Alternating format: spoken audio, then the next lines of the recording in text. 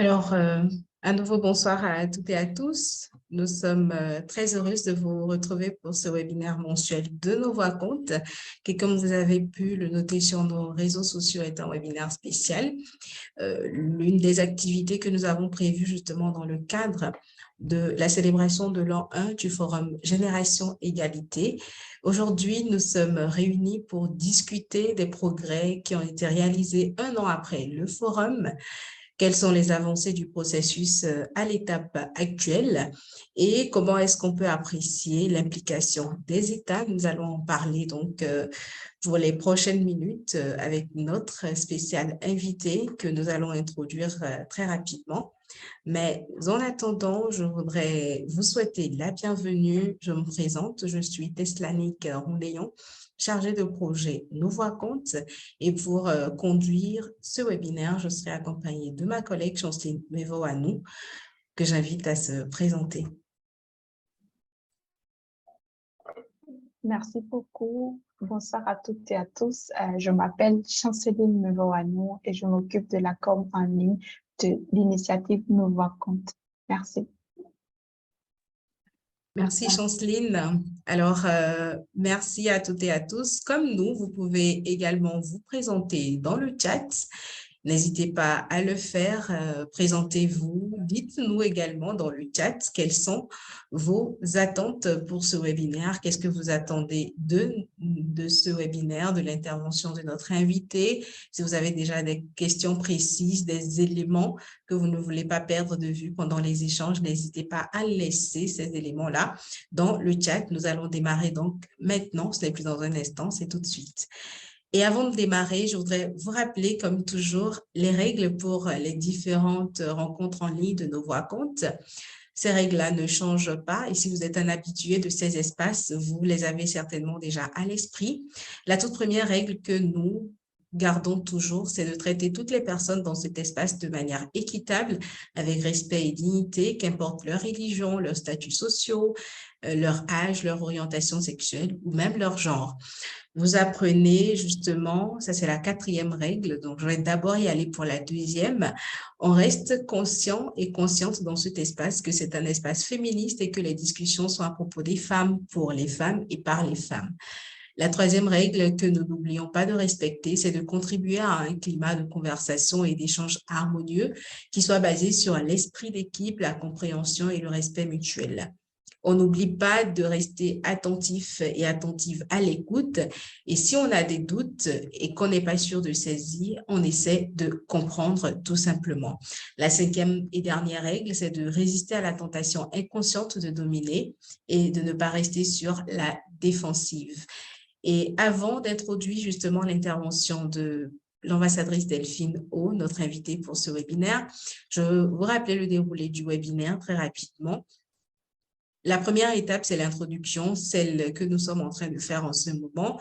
Nous vous accueillons, nous rappelons les règles, nous présentons l'agenda. Vous continuez à vous présenter dans le chat. Et la deuxième étape sera la présentation de l'ambassadrice Delphine O en 15-20 minutes. Et nous aurons une trentaine de minutes pour discuter, pour les questions-réponses. Madame l'ambassadrice répondra aux différentes préoccupations après sa présentation. La quatrième étape, c'est le mot de la fondatrice de la Fondation Batunga, Angélique Kidjo, qui, à l'occasion de ce moment phare du processus Génération Égalité, a laissé un court message à la communauté Nos Voix comptent et pourquoi pas aux décideurs qui sont représentés avec nous aujourd'hui en la qualité de l'ambassadrice Delphine O. Ensuite, nous parlerons de quelques actualités de la Génération Égalité, des actualités de Nos Voix comptent et nous allons conclure et parler des prochaines étapes. Sans plus tarder donc, je voudrais introduire l'ambassadrice Delphine O pour sa présentation. Il faut le rappeler, elle est l'ambassadrice de la France et elle est ambassadrice de la France et secrétaire générale du Forum Génération Égalité.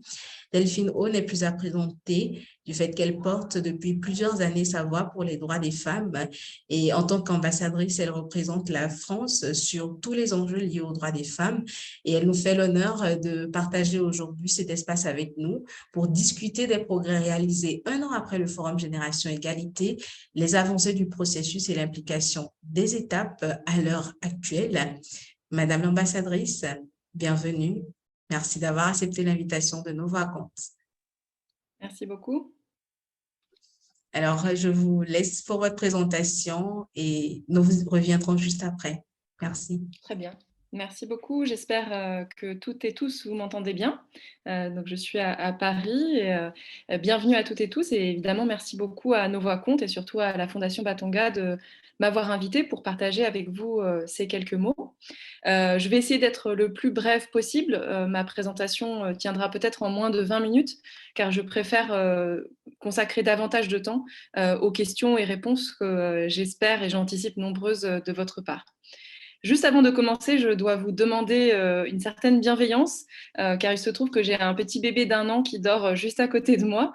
J'ai eu un petit problème de garde d'enfant à la dernière minute. Et donc, si jamais elle se réveille en plein milieu, je vous demanderai de la bienveillance parce que je devrais la prendre avec moi pour peut-être une petite demi-heure. Voilà, je m'excuse de cet impromptu, mais c'est un bébé tout à fait génération égalité. Et en plus, c'est une fille qui est née juste après le forum. Alors, bonjour à toutes et à tous. Je vais peut-être commencer par rappeler quelques chiffres essentiels de bilan du forum et ensuite vous décrire un petit peu ce qui s'est passé depuis exactement un an et 1 mois aujourd'hui. Vous vous souvenez que le forum Génération Égalité a eu lieu du 30 juin au 2 juillet en France et partout dans le monde. Nous avons réussi à mobiliser autour des États, autour des organisations internationales, mais évidemment aussi de la société civile et du secteur privé, 40 milliards de dollars sur les 5 prochaines années, autour des 6 coalitions d'action que vous connaissez par cœur, je n'en doute pas, lutte contre les violences basées sur le genre, droit et justice économique, droit et santé sexuelle et reproductive, action féministe pour la justice climatique, la technologie et l'innovation au service de l'égalité femmes-hommes et le soutien au mouvement féministe. Ce qui est important de noter, c'est que si le chiffre de 40 milliards de dollars n'a pas bougé, en revanche, le nombre d'engagements qui a été pris a quasiment triplé depuis 1 an. Donc, au 2 juillet 2021, nous avions 1000 engagements de la part d'États, organisations internationales, sociétés civiles, secteur privé, tout confondu. Et à la date d'aujourd'hui, nous avons plus de 2700 engagements. Donc, on est passé de 1000 à quasiment 3000 engagements. Donc, on a eu un triplement en fait du nombre d'engagements, quelle que soit la taille et le type de l'organisation, quelle que soit sa localisation géographique. Mais ce triplement des engagements montre bien pour nous l'attractivité permanente, continue du Forum Génération et Égalité comme une plateforme d'engagement, de mobilisation autour des droits des femmes partout dans le monde. Nous avons aujourd'hui plus de 70 États, je crois 78, qui ont pris des engagements dans le cadre d'une des 6 coalitions ou du mécanisme Femmes, Paix et Sécurité. Et nous espérons toujours engranger davantage d'engagement des États, puisque, je le rappelle, le Forum Génération Égalité et les coalitions sont des processus ouverts, ils ne sont pas fermés. Nous avons réussi à mobiliser un certain nombre d'engagements à la date du 2 juillet 2021, mais c'est un processus ouvert qui continue d'accueillir de nouveaux preneurs d'engagement, de nouveaux champions, qu'ils soient encore une fois des États, du Nord, du Sud, des organisations de la société civile, des entreprises, etc. Donc ce processus, il continue de se déployer sur l'année et sur les 4 prochaines années, puisque vous le savez, la temporalité de cet engagement, elle est de 2021 à 2026 sur donc les 5 prochaines années. Qu'avons-nous fait depuis le 2 juillet 2021 ? Il fallait d'abord lister et concentrer l'ensemble des engagements, ce qui n'est pas une mince affaire. Alors, c'est un travail assez méticuleux et laborieux, mais de nombreux États, notamment, avaient pris des engagements à la dernière minute lors du Forum Génération Égalité. Et donc, ONU Femmes, le siège d'ONU Femmes, avec sa nouvelle directrice exécutive, ont fait tout un travail de collecte de données très fines de la nature, le chiffrage, l'âge, la temporalité de chacun des 2700 engagements. Et aujourd'hui, sur le site d'ONU Femmes, vous pouvez avoir accès à chacun de ces 2700 engagements par catégorie de coalition, par catégorie d'organisation, par thématique, par temporalité, etc. Ensuite, ONU Femmes a continué aussi son travail sur la question de la redevabilité, puisqu'il est évidemment bien beau de prendre des engagements et de faire des promesses, mais il faut qu'il y ait un processus de contrôle, d'évaluation et de redevabilité.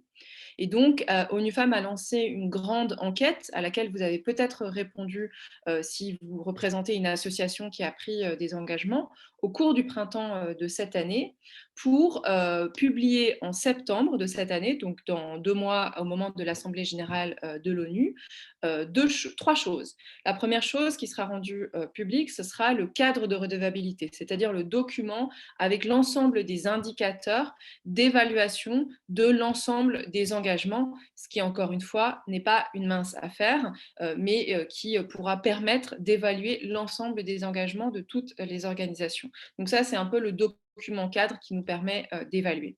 Il y aura un deuxième document qui sera rendu public, ou plutôt un site internet. C'est un site qui permettra de suivre, pas en temps réel, mais quasiment, les progrès faits par chacune des organisations dans leur engagement, c'est-à-dire pas simplement leur engagement objectif sur les 5 prochaines années, par exemple consacrer 400 millions d'euros aux droits sexuels et reproductifs, ça c'est l'engagement de la France pour 5 ans, mais à date de la première année, combien la France a-t-elle effectivement consacré, dans quel programme, à quel but, avec quel objectif et avec quel résultat. Donc ça sera un site en fait de suivi, un tableau de bord de réalisation des engagements au fur et à mesure où le temps passe.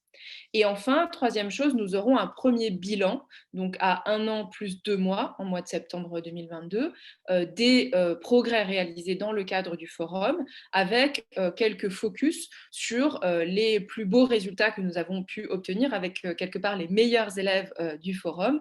Et nous pourrons avoir donc, dans ce rapport de bilan quelques témoignages de la part d'États, d'organisations de la société civile, qui nous diront comment et à quel point Génération Égalité a effectivement transformé et amélioré la vie des femmes et des filles sur le terrain. Voilà, donc ça c'est un petit peu la partie bureaucratique, mais c'est très important parce que ce sont des éléments complémentaires qui nous permettent tous ensemble d'avoir une vision d'ensemble du bilan à 1 an ou 1 an et plus de mois, à la fois des succès, mais aussi des obstacles. Et je voudrais ici parler des obstacles que nous avons rencontrés depuis 1 an, en toute transparence.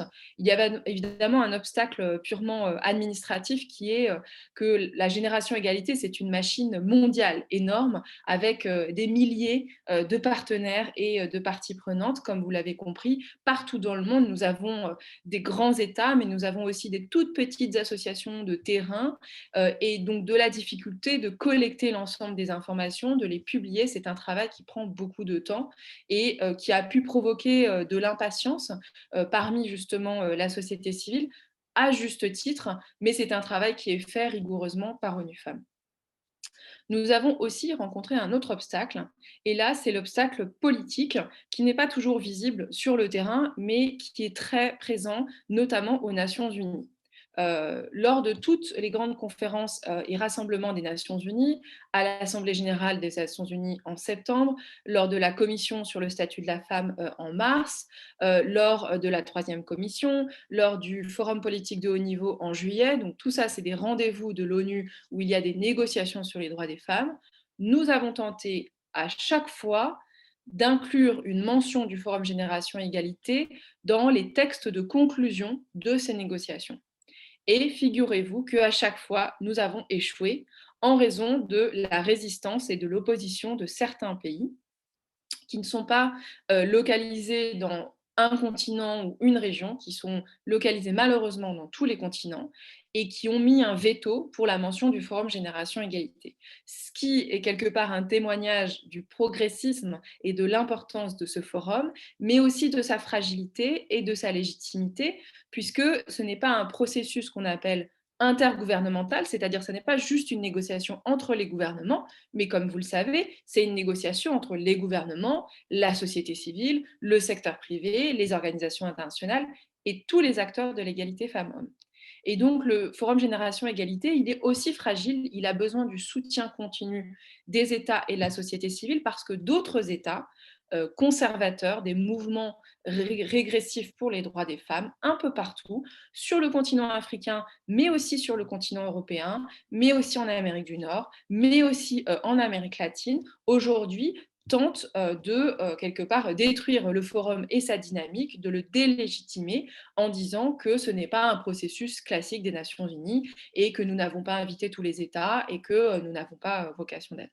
Et donc, nous avons trouvé des moyens détournés pour faire référence au Forum Génération Égalité dans le système des Nations Unies. Et nous avons bien sûr reçu de nombreux retours très positifs sur le forum, les avancées concrètes sur le terrain pour les droits des femmes et des filles, mais il faut bien être conscient que nous faisons face à un grand mouvement d'opposition conservateur, régressiste, malheureusement, d'États, également d'entreprises et de financements privés qui sont à l'œuvre.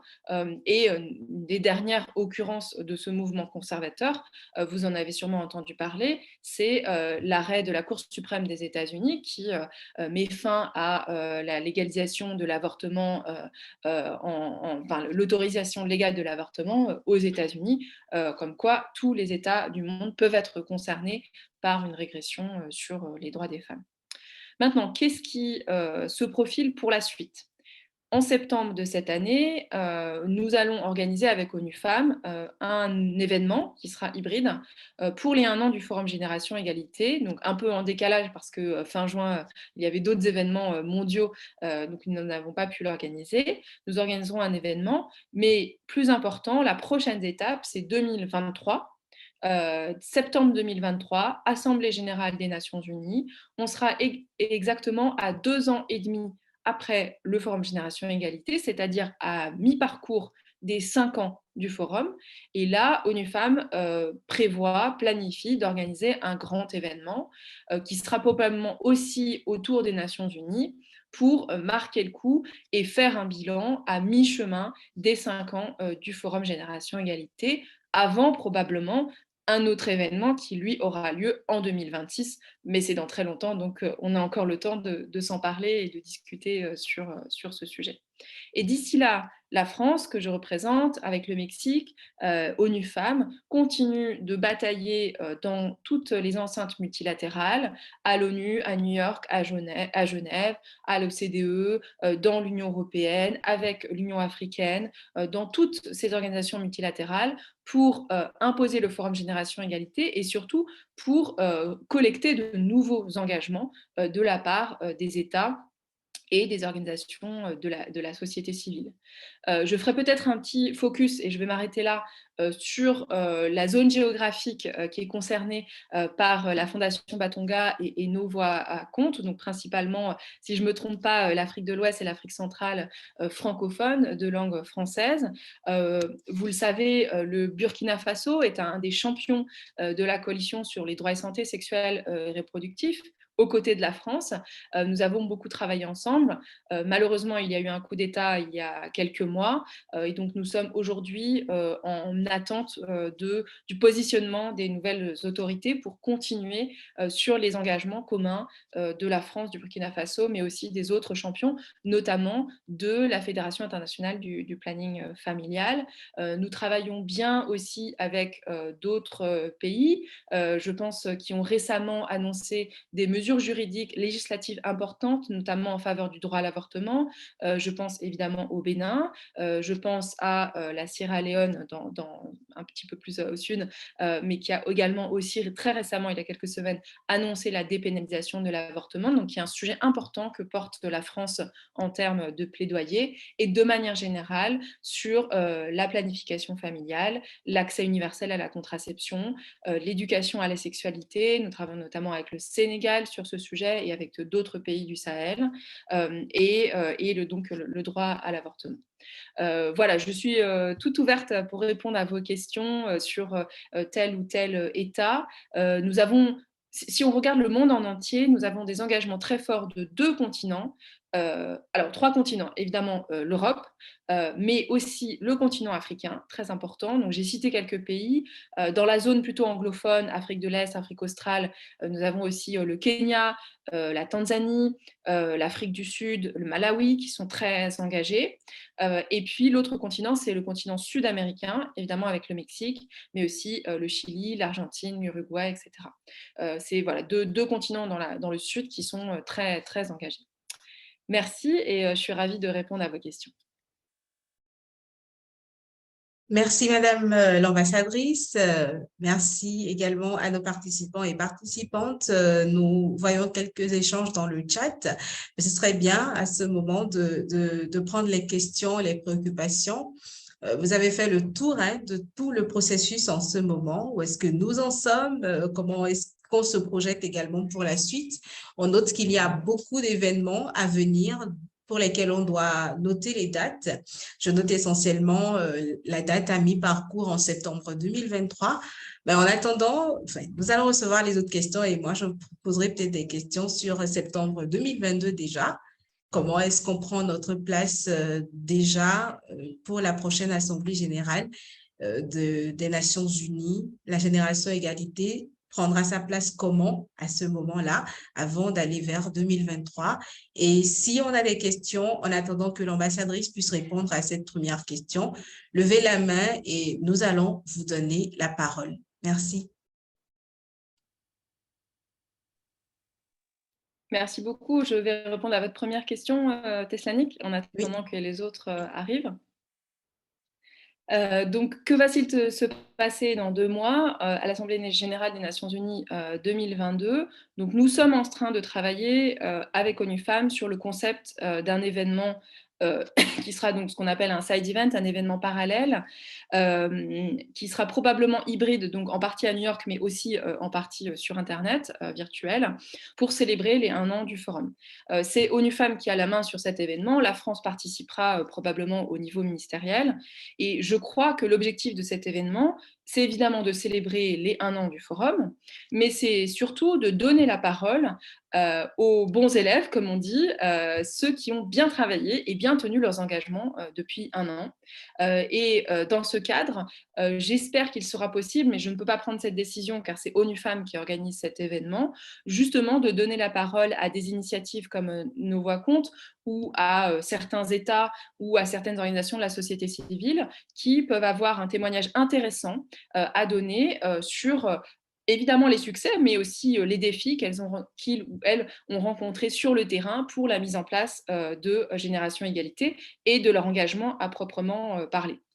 Donc là, l'événement, encore une fois, il n'y a pas encore de date exactement, on n'a pas encore de salle, on est en train de réfléchir au concept, mais je crois que c'est bien là l'objectif, qu'on puisse avoir toujours un échange de bonnes pratiques entre les différents partenaires, où qu'ils soient dans le monde, et même s'ils ne sont pas présents physiquement à New York, et un retour sur ces engagements.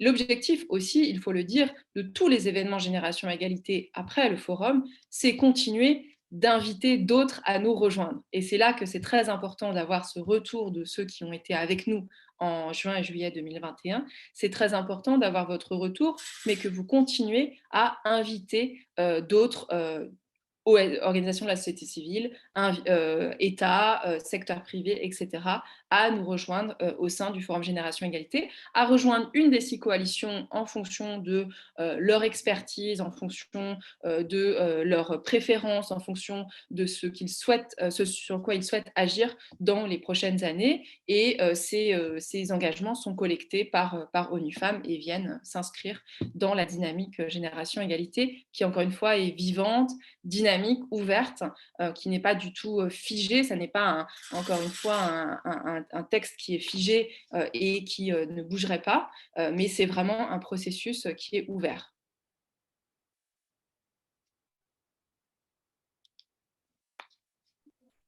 Très bien, merci Madame l'ambassadrice. Je ne vois pas encore de mail levé jusqu'à présent.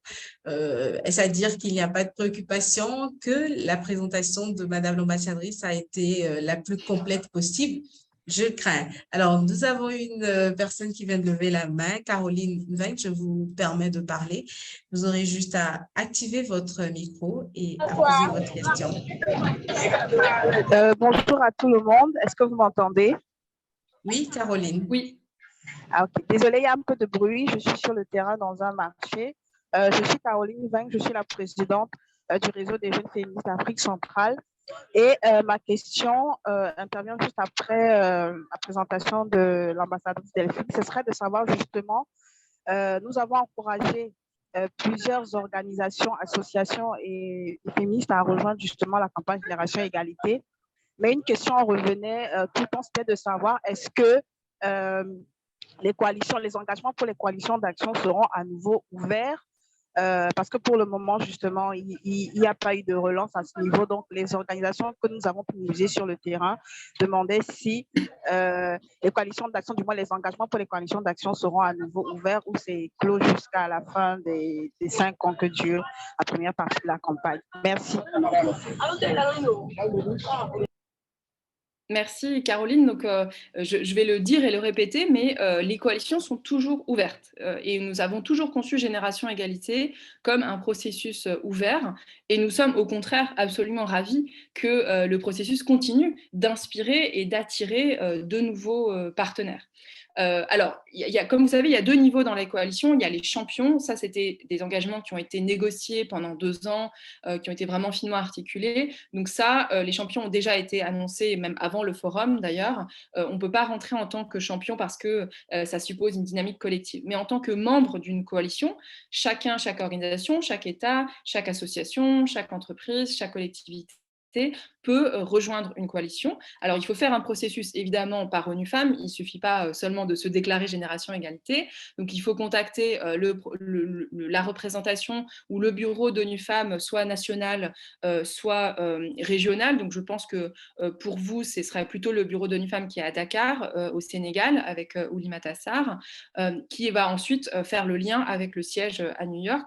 Mais oui, il est tout à fait possible. Et encore une fois, je vous ai dit, on est passé de 1000 engagements à 2700 engagements entre juin 2021 et juin 2022. Et donc, il est toujours possible de rejoindre cette dynamique, mais en étant toujours précis, c'est-à-dire chiffré. OK, donc si c'est un engagement sur 4 ans, quel est l'objectif, quels sont les moyens, même si ce sont des petits moyens. Et rejoindre une coalition, il faut bien insister sur l'avantage et le bénéfice, ça vous permet de vous inscrire dans une dynamique, dans une collectivité et un groupe où vous pouvez avoir des échanges de bonnes pratiques, où vous êtes en contact avec des représentants des États, d'autres organisations avec lesquelles que vous ne connaîtriez pas sinon. Et donc, effectivement, c'est toujours possible, mais la collecte des engagements se fait par les bureaux régionaux ou nationaux de ONU Femmes. Donc, si vous n'avez pas le contact, on peut évidemment vous mettre en contact avec eux sans problème. Merci, Madame l'ambassadrice. Je pense qu'il y a Caroline qui souhaite faire une relance sur sa préoccupation car elle a à nouveau levé la main. Caroline, je vous permets d'intervenir pour cette relance. Oui, Caroline. On ne vous entend pas pour le moment. Pouvez-vous réactiver votre micro, s'il vous plaît? Là, c'est bon? Oui, ça peut aller. Merci.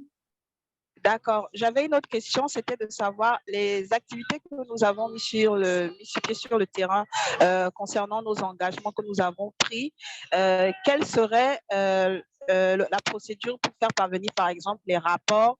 Est-ce qu'on envoie plutôt ça à ONU Femmes sur le plan national ou sur le plan régional? Parce que à ce niveau, on a été un peu perdu de nous dire qu'on mène des activités, on fait des rapports, mais qui reçoit ces rapports pour justement marquer le fait que nous avons mené des activités sur le terrain? Merci.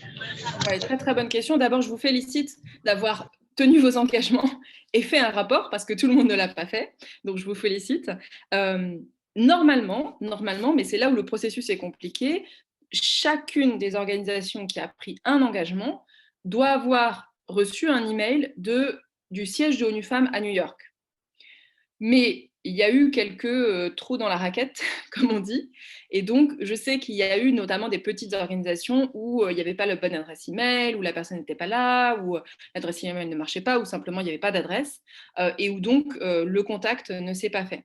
Si vous n'avez pas reçu un email de ONU Femmes, du siège, qui vous demande justement un rapport, un bilan de votre première année avec un retour sur ce qui a été réalisé, je vous conseille de vous adresser plutôt au bureau régional. Je ne sais pas exactement, moi je ne connais pas tous les bureaux nationaux dans la zone Afrique de l'Ouest. Je connais bien le bureau régional de Dakar. Si vous avez le contact, ou alors passez par le bureau national pour qu'ils vous mettent en contact avec le bureau régional, qui ensuite fera le lien avec le siège à New York. Comme vous pouvez imaginer, il y a des milliers d'associations un peu partout dans le monde qui ont pris ces engagements-là, qui ont fait des choses, mais voilà, le lien parfois c'est tout simple et par email n'a pas pu se faire, et donc il faut que vous fassiez le lien pour être bien dans la base de données d'ONU Femmes, que vous receviez toutes les informations, les newsletters, et que vous aussi vous pouviez vous adresser. Donc normalement il y a un point focal par coalition, ça dépend de quelle est votre coalition, et ce point focal là doit avoir l'ensemble des contacts des organisations qui ont pris des engagements dans cette coalition. Et si vous avez besoin, vous pouvez demander à Teslanik pour que je fasse le lien avec le bureau régional de ONU Femmes. Très bien. Je vois qu'il y a une question dans le chat Oui, de la RDC qui demande comment il est possible de faire le lien en étant dans la province du Sud Kivu avec le point focal qui se trouve à Kinshasa. J'ai un peu du mal à vous répondre. Je ne sais pas exactement quelle est la situation exacte en RDC et quels sont vos points focaux. Mais voilà, je ne sais pas s'il y a un bureau national, enfin une représentation nationale d'ONU Femmes à Kinshasa. Et sinon, je crois que le bureau de... Alors, je ne sais pas si le bureau de Dakar couvre aussi la RDC. Ça, il faudrait que je vérifie parce qu'il y a plusieurs bureaux régionaux d'ONU Femmes. Il y en a un aussi qui est basé en Afrique du Sud. Et je ne sais pas si la RDC est couverte par Dakar ou par Cape Town ou Pretoria. Il faudrait que je vérifie pour cela. Excusez-moi, je n'ai pas l'information. il n'y a pas de souci. Je pense qu'on est aussi en train de vérifier pour pouvoir donner cette information à la personne qui a posé la question. Et une question que nous avons reçue anonymement, c'est de savoir, avec les mouvements anti-droit qui prennent de l'expansion, ils urgent de résister et rendent le mouvement fort. Il y a comme un désespoir qui s'installe, mais les jeunes féministes restent mobilisés. La question est de savoir comment la génération égalité compte impliquer les jeunes féministes et les soutenir à poursuivre leur mouvement. Merci pour cette question et sachez que je partage malheureusement votre désespoir aussi quand je vois les avancées et les victoires des mouvements anti-genre et anti-femmes un peu partout dans le monde, et quand je vois que ce n'est pas limité à un seul continent. Mais je crois que justement Génération Égalité est une des réponses, ça n'est pas la seule réponse, car chaque pays doit prendre ses responsabilités, chaque gouvernement doit le faire au niveau national, mais Génération Égalité, c'est un mouvement qui est transnational, qui est international. Je vous donne un exemple sur, par exemple, la question du droit à l'avortement. Suite à la décision de la Cour suprême aux États-Unis, la coalition de Génération Égalité sur les droits et santé sexuelle et reproductifs a préparé une déclaration très forte, très très forte, avec des mots qu'on n'utilise pas d'habitude dans le contexte des États et des Nations Unies, pour protester contre cette décision de la Cour suprême et dire que la contre-Cour suprême, contre-décision de la Cour suprême, c'est justement une coalition comme la coalition droits et santé sexuelle et reproductifs, où chaque pays peut prendre des engagements, est invité et fortement encouragé à prendre des engagements, comme le Burkina Faso l'a fait, et comme d'autres ont le fait, comme le Bénin l'a fait, la Sierra Leone, qui vont dans le sens inverse, c'est-à-dire dans le sens de progrès de l'histoire, vers l'autonomie corporelle de chaque femme et de chaque fille dans le monde. Donc, comment s'impliquer? Continuer à s'impliquer dans le processus, comme vous l'avez fait, via nos voix comptes, via vos associations locales, en lien avec les bureaux d'ONU Femmes, les ambassades françaises qui donc, avec lesquels moi je suis en contact en tant qu'ambassadrice française, sont aussi très mobilisés dans la plupart des États où vous êtes, mais un peu partout dans le monde. Donc, je leur ai aussi demandé d'être un contact pour les associations féministes, pour les jeunes féministes. Je sais que notamment au Sénégal, ça marche bien, mais dans d'autres pays aussi. Si vous souhaitez organiser des événements avec de la visibilité, éventuellement, j'ai demandé à nos ambassadeurs ou ambassadrices d'organiser des événements justement sur Génération Égalité, d'inviter des associations féministes, mais aussi des jeunes, de les valoriser, ne serait-ce que de s'afficher avec eux ou avec elles, et aussi, je pense parfois, une caution et un soutien important de la France dans les pays où vous êtes. Et donc voilà, c'est ce que nous faisons. Par ailleurs, puisque je vois qu'il y a une question sur les financements dans le chat, il n'y a pas de financement spécifique via Génération Égalité. Chaque État ou chaque organisation prend un engagement. Il peut prendre un engagement financier. La France l'a fait, par exemple, au sein de la coalition Droits et Santé sexuelle et reproductive, mais son engagement passe par le Fonds des Nations Unies pour la population et le développement, le FNUAP, par le programme aussi du Fonds Muskoka, que vous connaissez peut-être.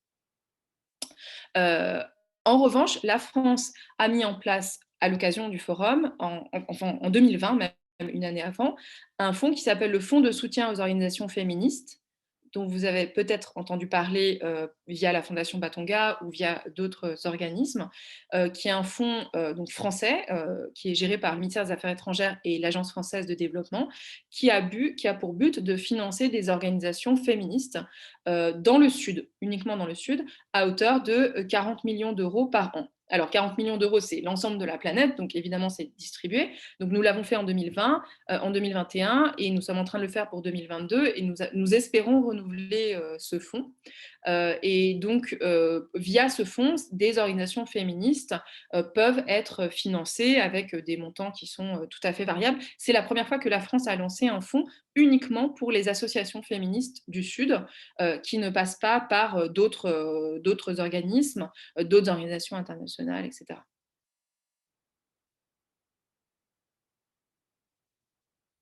Très Alors, je vois bien. qu'il y a beaucoup de questions sur Oui, il y a beaucoup de... les points focaux. Alors, malheureusement, je ne pourrais pas vous aider, mais peut-être que la Fondation pourra vous aider sur les noms des points focaux un peu partout. Alors, je ne sais pas là si les participantes et participants parlent des points focaux pour la Génération Égalité ou des points focaux pour nos voix compte. Je pense qu'il y a lieu de préciser la question. Mais toujours anonymement, j'ai reçu 2 autres questions, Madame l'ambassadrice, que je vais vous lire. Comment mieux suivre les actions et actualités des coalitions d'action? La deuxième question, il y a comme une faible communication sur les actions des coalitions. Alors, je vais répondre aux 2 questions en même temps, et je suis d'accord avec vous. Il y a eu une mauvaise communication, principalement d'ONU Femmes. Malheureusement, ce n'est pas moi qui suis responsable, mais c'est ONU Femmes qui donc centralise l'ensemble du suivi. Et c'est vrai qu'il y a eu un changement de leadership, une nouvelle directrice exécutive, des changements d'équipe, y compris d'ailleurs dans les coordinateurs des coalitions. Il y en a beaucoup qui ont changé après le forum. Malheureusement, tout ça a pris un petit peu de temps et pas mal de retard. Et donc, l'organisation en a bien conscience et essaye de rattraper. Comment se tenir au courant? Il y a une newsletter. Il y a une newsletter pour toute Génération Égalité. Et après, il y a des newsletters coalition par coalition. Donc, par exemple, moi, je reçois la newsletter de la coalition droits et santé sexuelle et reproductive, puisque la France en fait partie, mais je ne reçois pas des autres coalitions, puisque nous n'en faisons pas partie. Donc, encore une fois, voilà, c'est très, très simple, mais il faut que vous arriviez à être dans la base de données de ONU Femmes, et vous pouvez le faire via le bureau régional de Dakar pour pour être sûr que vous êtes dans la base de données. Et là, à la fois, vous pourrez adresser des demandes ou des rapports, etc. Et vous pourrez recevoir aussi la newsletter. Et si vous avez pris un engagement dans une des coalitions, donc si vous faites partie, vous devez avoir le lien du coordinateur ou de la coordinatrice.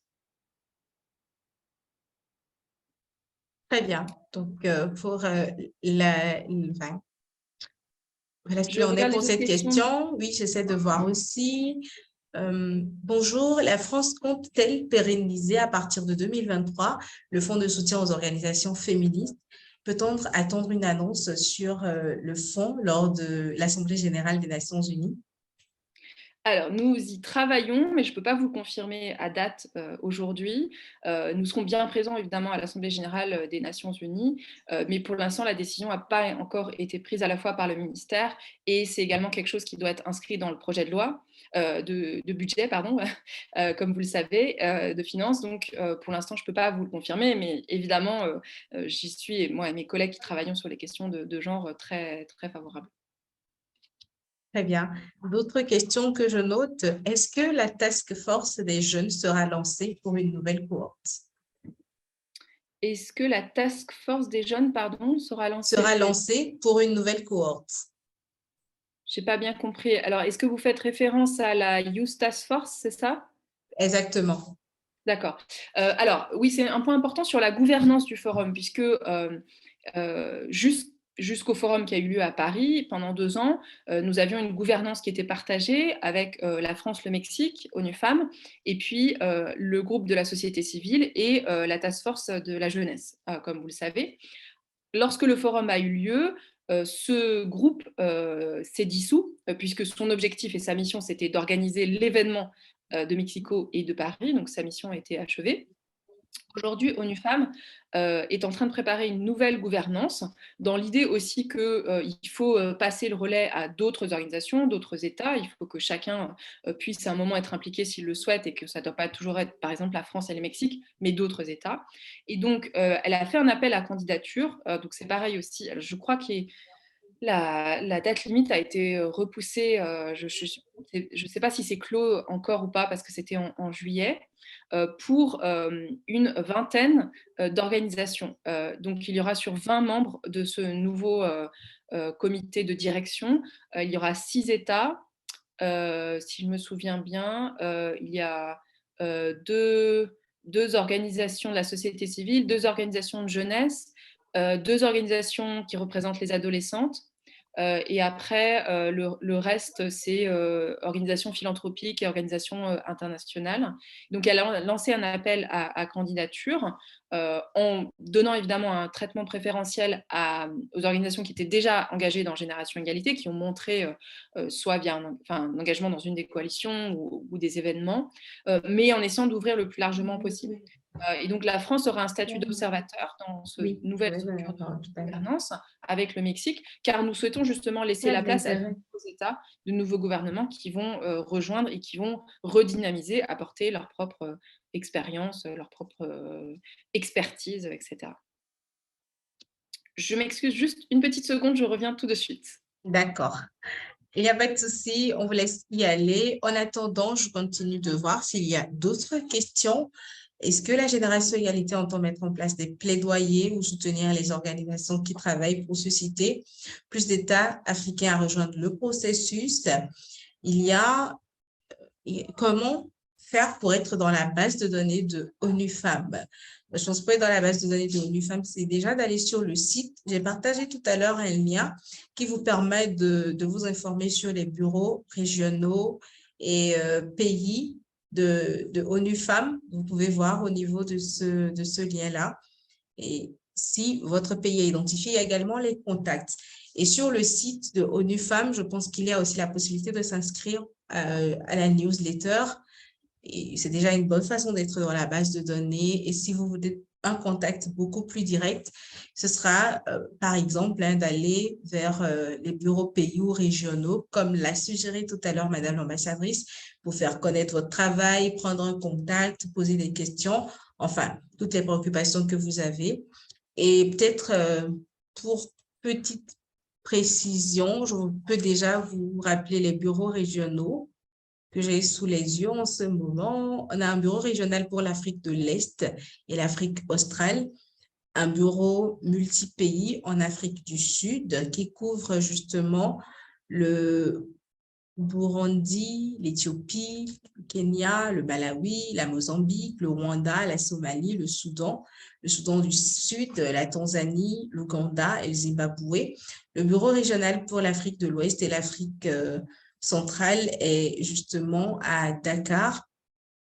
Et c'est au niveau de ce bureau-là que vous pourrez avoir toutes les informations. Et pour la RDC, je pense qu'il y avait une question. Et le bureau, il y a un bureau pays pour la République démocratique du Congo. Je copiais très rapidement les informations que je vais partager avec les personnes qui voulaient avoir un peu plus d'informations sur ce qu'il en est en RDC. Il y a une autre question de Marcelin. Non, attendez, j'ai noté cette question, je l'ai manqué. Marceline, tout. Comment des organisations ont été bénéficiaires des fonds pour mettre en œuvre les activités dans leur coalition? Je pense que là, il s'agit des financements au sujet de la génération égalité. C'est vrai que ces financements sont très à polémique en ce moment, Madame l'ambassadrice. On pourrait en parler. Merci.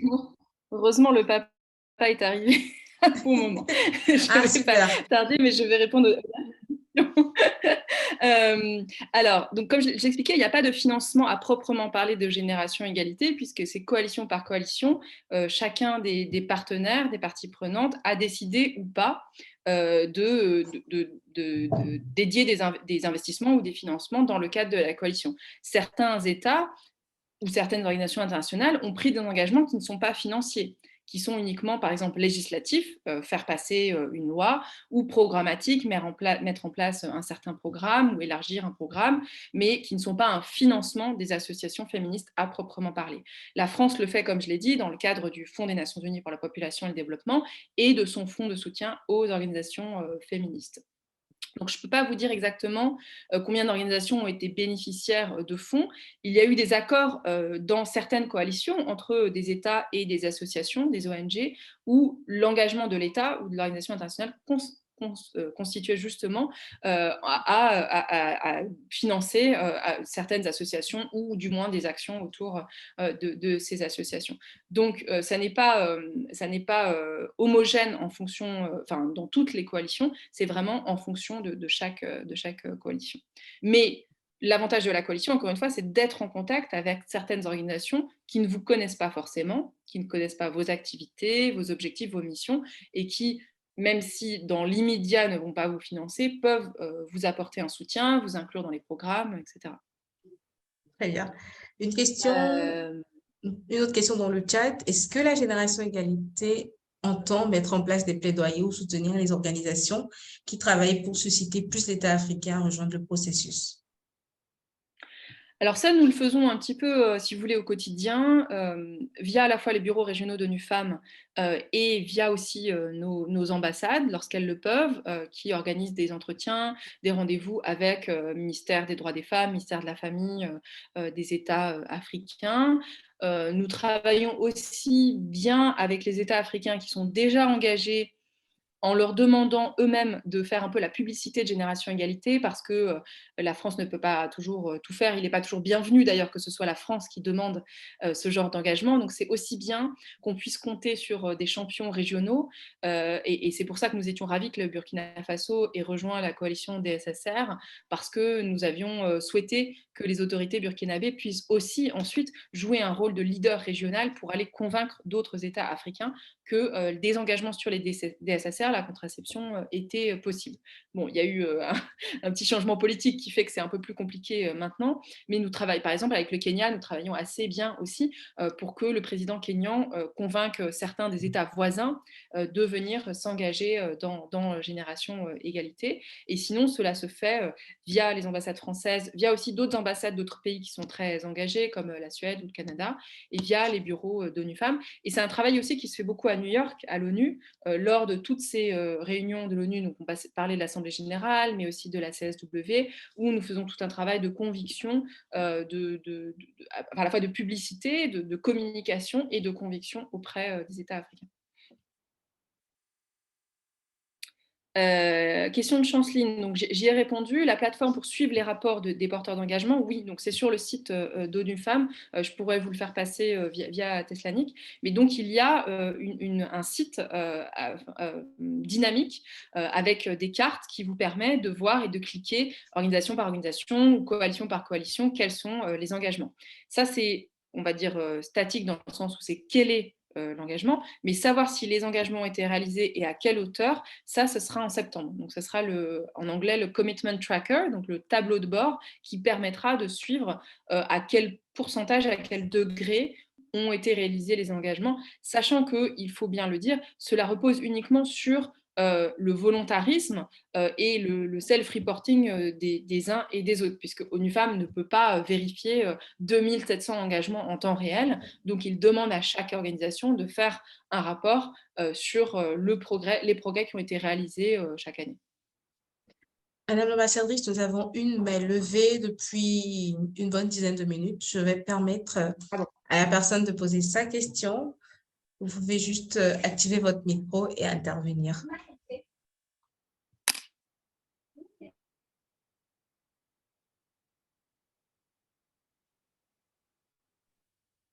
Mamicho Ponchilobo, j'espère que je lis bien le nom.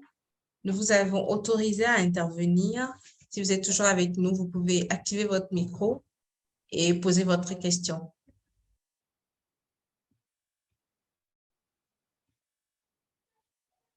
Je crois que il ou elle n'est plus forcément là. Mais une question que j'ai notée dans le chat, c'est de savoir si Madame l'ambassadrice pouvait nous parler des défis, car elle a beaucoup mis l'accent sur les objectifs et les bilans. C'est une question de Marceline Tout. Bonne question. J'ai essayé de parler un peu des défis lors de ma présentation liminaire. Donc, j'ai parlé des défis organisationnels pour lesquels je vous demande de la patience en tant qu'organisation de la société civile du côté d'ONU Femmes, mais surtout des défis politiques face à cette résistance organisée.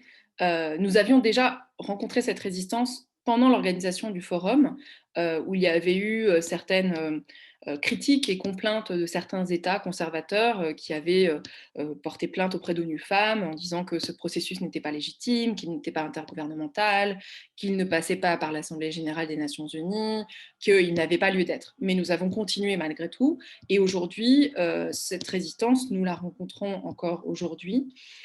Et donc, il faut se battre à la fois sur le front de l'organisation pure pour que la machine fonctionne, mais il faut aussi se battre sur le front politique pour permettre à Génération Égalité de continuer d'exister et d'être légitime, parce qu'aujourd'hui, c'est un processus qui est extrêmement légitime. En matière d'engagement concret et programme concret pour les droits des femmes, c'est la seule plateforme qui existe dans le monde entier. La Commission sur le statut de la femme, la CSW, qui a lieu chaque année, c'est important pour les négociations, pour les conclusions agréées, mais il n'y a pas de nouveaux financements, il n'y a pas de nouveaux programmes, de nouveaux projets, etc. Donc Génération Égalité, avec toutes ses imperfections et ses défauts, c'est la seule plateforme où tout un chacun peut s'engager, et il faut bien faire fonctionner cette concurrence saine, on va dire, cette compétition saine entre les États notamment, en leur disant, voyez, tel ou tel pays, tel ou tel voisin a rejoint Génération Égalité, vous devriez en faire de même pour participer à cette dynamique. Je vais peut-être prendre encore 2 questions, si vous le voulez bien, et après je devrais m'excuser. Je vois qu'il y a une question sur les réseaux sociaux. Bonne question, que je vais renvoyer également vers ONU Femmes. Est-ce que les réseaux sociaux du FGE vont recommencer à être actifs? Donc, le compte français a été désactivé après le forum, puisque aujourd'hui la France n'est plus dépositaire du forum Génération Égalité. Il faut bien le comprendre, c'est ONU Femmes qui est dépositaire. Et donc toute la communication émane de ONU Femmes, internationale, mondiale ou régionale. Et donc la France peut, évidemment, fait un travail politique et diplomatique, mais n'est plus dépositaire de la marque Génération Égalité. Notre objectif, au contraire, c'est de passer le relais à un moment à un autre État ou 2 autres États pour qu'ils puissent prendre la relève. Si les organisations de la société mauritanienne veulent s'engager à faire des activités, quelles procédures ils doivent prendre? Pareil, donc prenez contact s'il le faut avec si vous avez un bureau national ou une association nationale de ONU Femmes à Nouakchott, et prenez contact. Je ne sais pas s'il y en a, effectivement, il n'y en a pas dans tous les pays, hein. Et sinon, avec, je pense, le bureau régional de Dakar. Très bien. Merci, Madame l'ambassadrice. Nous allons vous laisser y aller, mais ce serait quand même bien, avant de vous retirer, de nous dire un mot sur les grands défis pour les acteurs francophones aujourd'hui, qui se résument en 2 défis: l'inclusion, la justice numérique et l'inclusion linguistique, qui continuent de représenter des barrières pour la participation francophone, surtout en Afrique subsaharienne francophone. Qu'est-ce que vous pouvez nous dire à ce sujet? C'est malheureusement un défi qu'on a eu pendant toute l'organisation du forum sur l'accès à Internet, effectivement, et sur le déficit fondamental de francophones qui, en fait, vient du déficit de francophones au sein d'ONU-Femmes, au sein de l'agence, parce qu'à New York, il n'y a quasiment aucun français ni aucun francophone, il y en a très très peu. Et nous, la France, c'est quelque chose pour lequel on pousse très fortement auprès de la direction d'ONU-Femmes, auprès même du secrétaire général des Nations Unies, en disant que ce n'est pas normal qu'il y ait si peu de francophones, parce qu'une fois qu'il y a davantage de francophones à New York, ça permet ensuite de beaucoup plus mobiliser. Et d'ailleurs, dans les associations qui étaient représentées auprès du Conseil de la société civile, il y avait très peu de francophones. Malheureusement, c'est quelque chose qu'on retrouve tout le temps à New York et dans le système des Nations Unies, très, très difficilement. Donc voilà, on continue à pousser via nos ambassades aussi. Mais merci de le rappeler, on en a bien conscience. Il faut aussi beaucoup le dire auprès des Nations Unies parce que c'est les Nations Unies qui sont très, très anglophones. Vous savez que nous, on est évidemment en faveur de la francophonie. Absolument. Merci beaucoup, beaucoup. Madame l'ambassadrice. Là, nous allons vraiment vous laisser y aller. Il y a beaucoup de questions. Peut-être qu'on vous les enverra par mail. Et si nous avons voilà, si vous répondez, nous les transférerons à nos membres. Merci pour la disponibilité et la qualité de vos interventions. C'était tout simplement édifiant et très intense. Merci beaucoup et nous espérons pouvoir compter toutes les fois sur votre disponibilité. Bien sûr. Merci, avec Madame plaisir, l'ambassadrice. Et merci à nos vacances pour tout le travail que vous faites.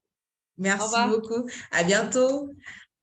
Alors, comme on a pu le noter, l'ambassadrice nous a laissé beaucoup d'informations sur notre possibilité ou les différentes opportunités, les moyens que nous avons de nous impliquer davantage dans la génération égalité. Nous notons essentiellement que nous pouvons, à ce jour, engager des contacts avec les ambassades françaises dans nos différents pays pour, par exemple, engager la discussion parce que ces ambassades-là dans tous les pays ont été justement informées et engagées sur la génération égalité et doivent pouvoir soutenir toutes les organisations féministes qui en expriment le besoin.